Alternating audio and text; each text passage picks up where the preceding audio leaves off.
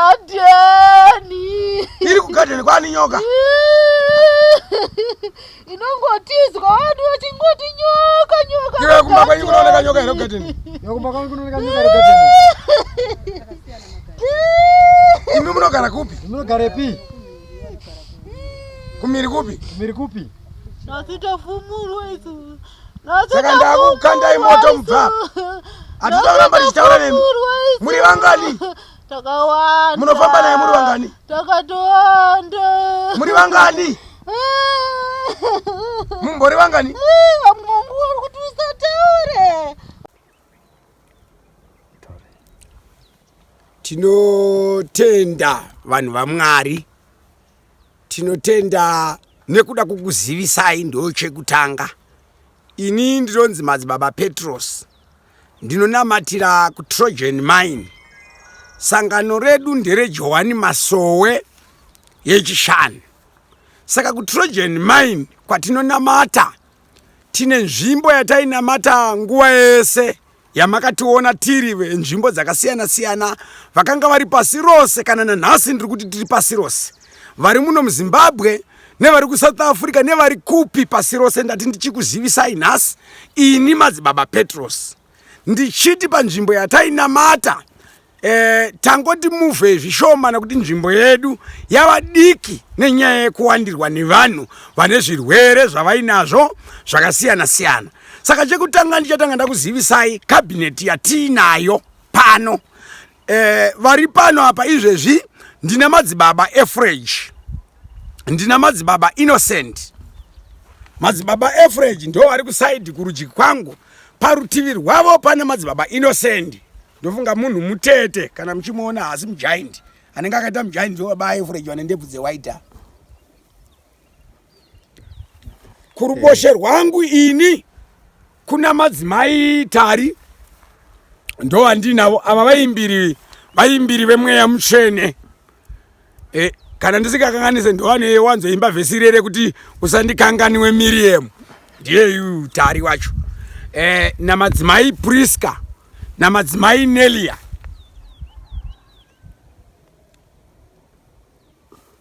Ndiwo vana vedu vatinavo pari zvinezvi paKenani paTrojan. Saka panapa ndine vaimbi vatinavo vashoma shoma. Saka donzo rangu nderekuti tati isusu tise papeji pedu nyaya yekuti tachinja pekunamatira. Tiri kuda kuzivisa vanhu kuti kana vanhu vachinge vachibva kubhindura, wabuda mubhindura wasvika panonzi pasava, pamashops pasava, unokwidza nechirodhi chidust uchienda kumabvazuva kwedu.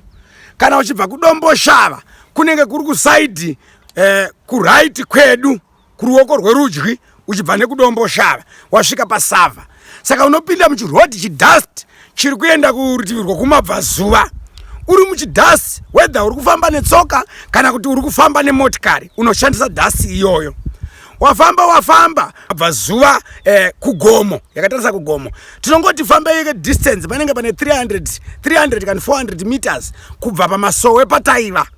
Wafamba nechirodhi ichocho uchaona vanhu vari pagomo ndo patava paKenani patava pari zvino. Saka wakapinda nerodhi yataishandisa kare yetsoka yemuchimunda iyo. Isusu kusaidi kwedu tinenge tichiti mutendi wedu warasika kana kuti murwere wedu. Saka tatizvi tizivise vanhu vedu vari muno mubhindura, vari muBulawayo kwaMutare, Vic Falls kupi, tongoti pasi rose kuti hatisisiri apo tapamberi. Ndo donzo redu ratinaro ratati tikuzivisei. Tiri paKenani pedu isusu tine zvirwere zvakawanda zvatiri kushandiswa naMwari, kwete kuti zvatiri kushanda isu, zvatiri kushandiswa naMwari. Tine vanhu vari kuuya vaine zvirwere zveBP, vamwe vari kuuya vaine zvirwere zveshuga, vamwe vari kuuya vaine zvirwere zvemakumbo, vamwe vari kuuya vaine pfari, vatori nemakore vaine pfari, nevamwe vanitopenga musara chaiye vachitoya vakasungwa netambo, vakasvika kuno tiri kuvasunungura tambo. Vamwe vane zvirwere zvakawandisa, zvimwe zvacho ndikatsanangure ndikatadza kuzvitsanangura. Ndine vamwe vangu vandinawo pano vanogona kutaurawo zvavakaona zvisiri zvandakaona, nokuti kana uri ndiwe uri kushandiswa naMwari zvimwe zvacho kuti uzvitsanangure zvinogona kunetsa. Saka tiri panapa saizvozvo tine vanhu vakawanda vane mabasa, vamwe vanotengesa musika, vamwe vane mabhizinesi, vane mashops. Tichaitawo nguva yatinenge tichikuzivisai nokuti tine nguva yatinoitawo munamato wemakomborero. Isu muchachi medu handidi kunamata nevanhu vanenge vaine nzara, vasina mari. Donzvo redu nderekuti munhu wese mutendi kusanganisira neni. Saka ndakataura nevanhu mazuva apfuura, ndakataura ndichiti pandakambobvunzwa ndakanzi mari unoida here, ndakati ndinoida kana kuti ndinoziva kuti munhu kuti urarame paunenge uri uve munhu mupenyu unenge uine mari. Saka donzvo redu nderekuti vanhu vanenge maita zvemabhizinesi nevanoitawo zvemusika, mabhizinesi madikani, tine nguva yatinopawo vanhu minamato yekuti vanhu vedu ivavo vawane mari. Asi kazhinji vanhu vedu kana vachinge vawana mari tinozotaurawo kuti isusu tiri kudawo kuguta. Dai tese taona Jesu. Saka donzvo rangu nderekuti kana uchinge wasvika paKenani wona Mwari.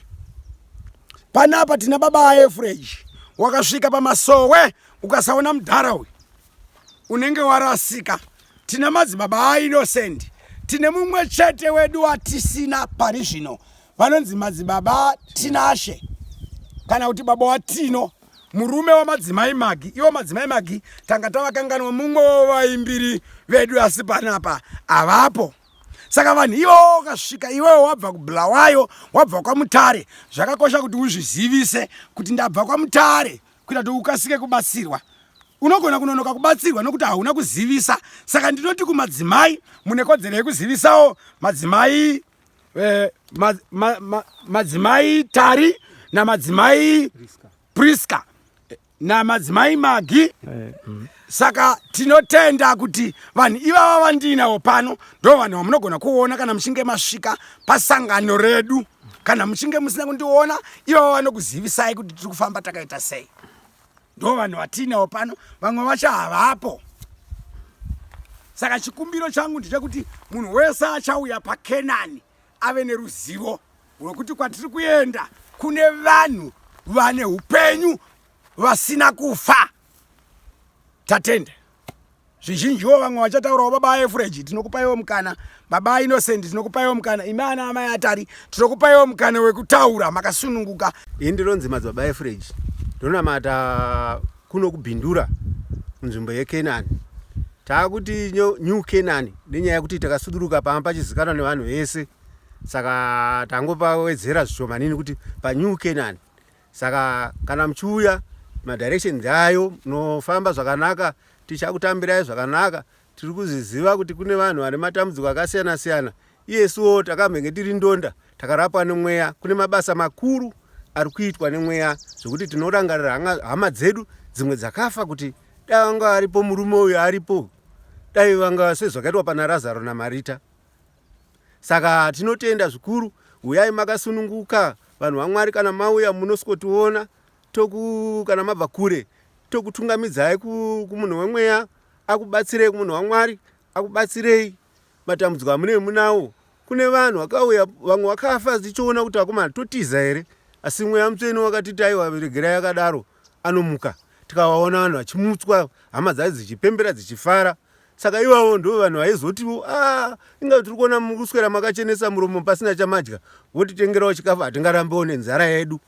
Saka ndo zvinumwe zvokuti vamwe vasingazivi kuti ichiri masuwo here tatengerwa chikafu hatingarambe. Saka tinenge tabatsirwawo nevanhu vanenge vabatsirwa nemweya. Isu basa redu nderekuteera mweya mutsvene unenge uchifambwa kwese, mabasa achiitwa tichaona.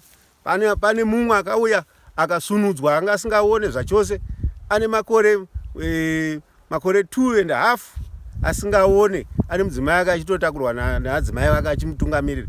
Akaona munhu iyeye. Mumwe akauya pasangano kwatava tiri pekutanga payapa, anga asingaone zvakare, ane murume wake vari chinetsana, akazosunudzwa nemweya mutsvene. Takatarisa vanhu vese vanozoziva izvozvo. Saka tiri kuti uyai vane matambudziko mutione, uyai mubatsirwe. Iyesuwo tinofambawo zvakare tichiuya munzvimbo dzamune muri, zvireva kuti vari kunze vari kutiona ndo nzvimbo yedu iyoyi yamataurwa kuti munofamba sei, munotibata kumafoni. Tinotenda. Ini ndinonzi Madzibaba Innocent, ndinonamata ndiri paKenani munzvimbo yebhindura yeTrojan Mine. Ndinotenda pasi rose, ndinotenda vari kunze nevari mukati meZimbabwe, nevose vavakidzani vatinawo mukati mebhindura. Ndaane nguva ndichifamba nababa, saka ndine nhoroondo dzakawanda. Zhinji dzacho dzinoda muri paground, vanenge vauya paground tinokubatsirai tichikuzivisai mafambiro anenge achita izwi kutumwa kwakaita baba Petros. Mukufamba kwatinenge tichiita, vachiita miteuro tinenge tiripo. Saka huyai muzogamuchidzwe zvipo. Vanobatsira vasina mbereko, tinoona vachipiwa vana, vachigamuchidzwa minamato, miteuro, vachizoya vachipupura vachiti aiwa zviri kufamba. Kune vasina mabasa vari kupa vanhu mabasa nemiteuro. Kune vanoda mapromotions mumabasa vari kuita saizvozvo. Vanotengesa, vane nyaya dzinenge dzichinetsa dziri mumakoti vari kuvabatsira vachiyambuka. Kune avo vane misha yakaparara vari kudzosa misha. Kune vakabirwa vari kudzosa zvakare zvinenge zvabiwa. Kune avo vane pfuma yakaparadzwa nezvikwambo kana kuti nemweya yakaipa vari kudzosa zvakare pfuma sepekutanga. Vari kugamuchidza vanhu zvipo zvakasiyana siyana. Saka kune avo vose vanoda rubatsiro vakasununguka, makauya paKenani mukasvika munondiona, ndinenge ndiripo, ndinokugamuchirai. Kune vanenge vabva kure makasvika makandizivisa, ndinokuitai kuti mukasike kubatsirwa kuti mufambe kwakachena. Kune avo vanenge vasiri kuziva madirections, pamunofona tinokubatsirai, tinotambira nhare dzenyu tichikubatsirai, tinoita kuti musvike panzvimbo hamurasike. Saka izosvikai paKenani, pane musha wakanaka chaizvo. Baba vedu vari kubatsira.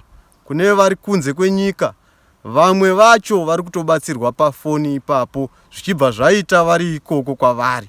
Saka izotaurai matambudziko enyu ese, musatye kutaura matambudziko.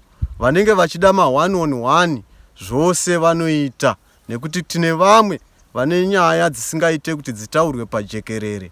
Saka vanodawo kuti vaende parutivi, aiwa tinoita. Vane miteuro inoda kuitwa kumusha, the whole world tinosvika, hatiregere. Muno muZimbabwe tinosvika. Kana makati aiwa nyaya dzedu toda kuti tidziitire kumusha kune vamwe veruzhinji vedzinza, tinoenda takasununguka. Saka ndinoti huyai makasununguka, musanyeperwe nevanhu vanenge vachiti aiwa tiri kunyeperwa. Huyai muzvionere, muzvipupurire, muzotaurirawo vamwe. Makasununguka kudaidza vose, kana vari kunze kwenyika tinovagamuchira. Murombo kana mupfumi tinotambira, hatina watinosarudza. Saka huyai paKenani musangane nechipo. Huyai muzosangane nana baba vedu. Tinana baba Efreji, tina baba vedu baba Petros, tinana madzimai vatinawo, madzimai Tari, madzimai Priska na madzimai Neli. Ndinotenda. Ini ndinoitwa madzimai Tari, ndinonamata paNew Canaan kuTrojan Mine. Ndiri muimbi. Handina kupiwa chipo chekutaura, ndakapiwa chipo chekuimba. Saka ndinoda kungoti imbei zvishoma, ndozotaura mashoko mashoma, ndosiyirawo vamwe mukana.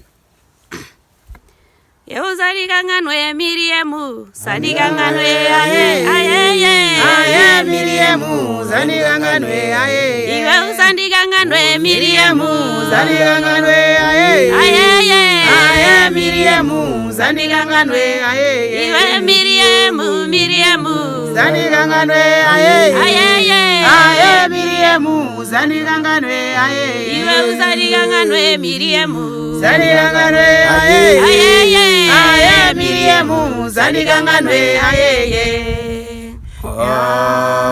Amen. Inotenda. Chandingangotaura ndechekuti uyai mose muponeswe. Chiri pano chiremba.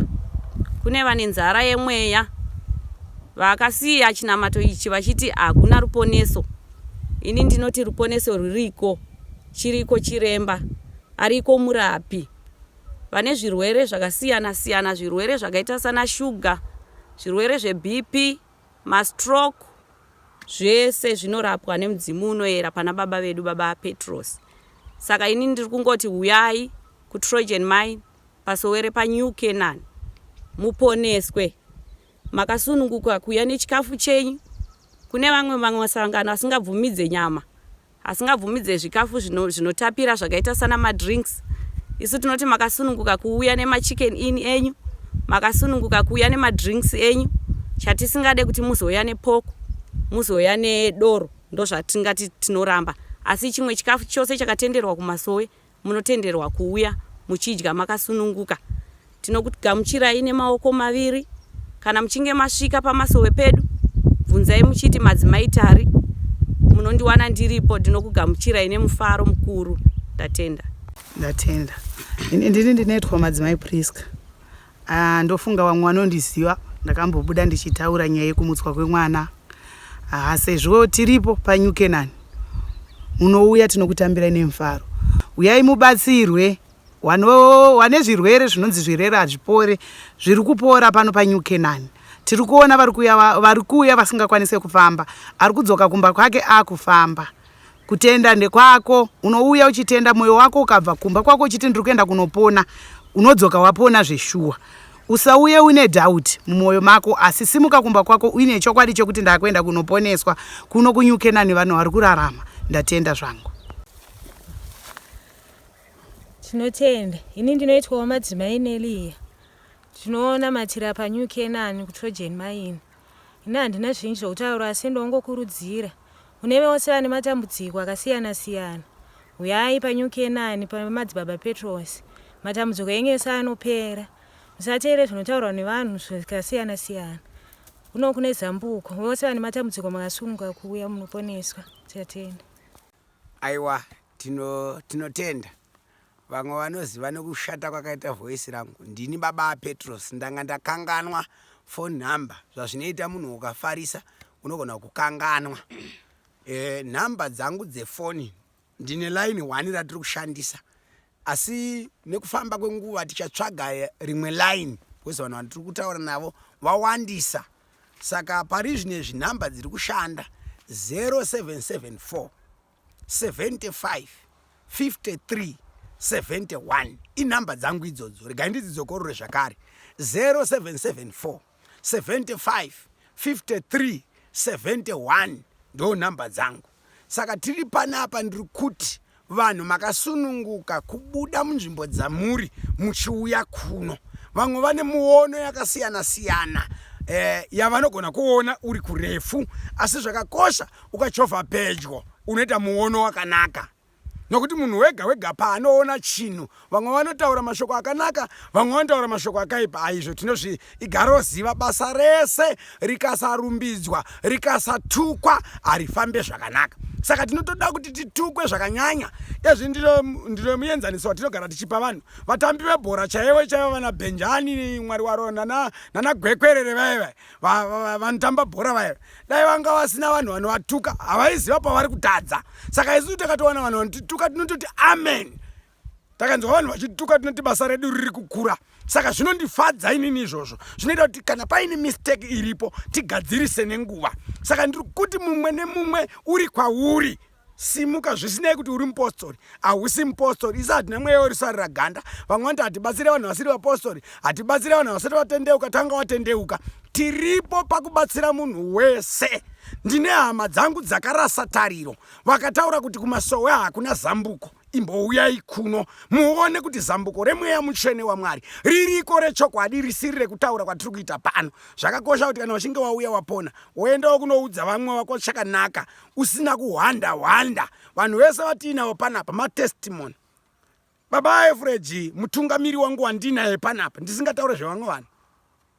Babava ndakatouya vachirwara, vari murwere vachitorwara.